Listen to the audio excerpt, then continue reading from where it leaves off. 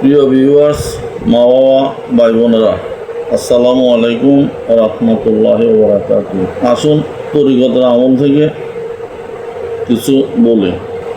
আল্লাহ পবিত্র কোরআনে বলে দিয়েছেন, বিসমিল্লাহির রহমানির রহিম, আলিফ লাম মিম, জালিকাল কিতাবু লা রাইবা ফীহি হুদাল লিল মুত্তাকিন।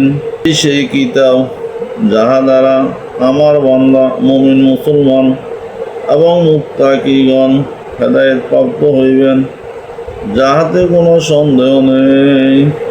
অন্য আয়াতে আসুন আরেকটু এগিয়ে। বিসমিল্লাহির রহমানির রহিম, ওয়াজকুরুনি আযকুরুকুম ওয়াশকুরুলি ওয়ালা তাকফুরুন। আল্লাহ বলিতেছেন, তোমরা আমাকে স্মরণ করো, আমিও তোমাদেরকে স্মরণ করিব। তরিকতের আমলে বিসমিল্লাহির রহমানির রহিম, ওয়াত্তাকুল্লাহা ওয়া'লামু আন্নাল্লাহা বিমা তা'মালুনা বাসীর। তোমরা যাহা করো আমি আল্লাহ সব দেখিতেছি। আলাম আকুন বিদুআইকা রব্বি শাকিয়া। হে আমার রব, তোমাকে ডেকে আমি কখনো ব্যর্থ হইনি। এরপর আসুন, ওয়াজআলানি মুবারাকান আইনা মা কুনতু ওয়াদু রব্বি।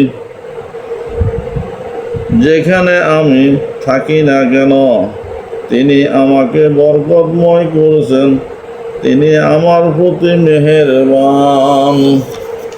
তরিকতের কথা। বিসমিল্লাহির রহমানির রহিম, তাহা মা আনজালনা আলাইকাল কুরআনা লিতাশকা ইল্লা তাযকিরাতান লিমান আহসা।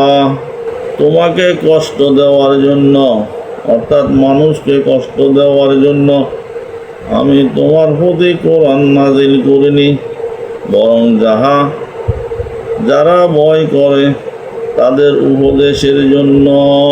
আর উপরে আসুন, আলিফ লাম মিম, হাসিবান নাসু আন ইউতরাকু আন ইয়াকুলু আমান্না ওয়া হুম লা ইফতানুন।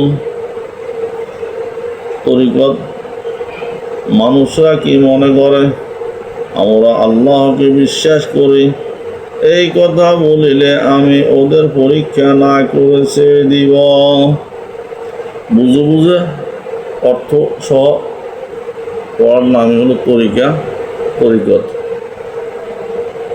আশা করি বুঝতে পেরেছেন, আমল করার চেষ্টা করবেন।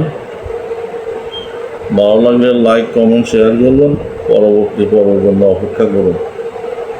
সবাইকে ধন্যবাদ।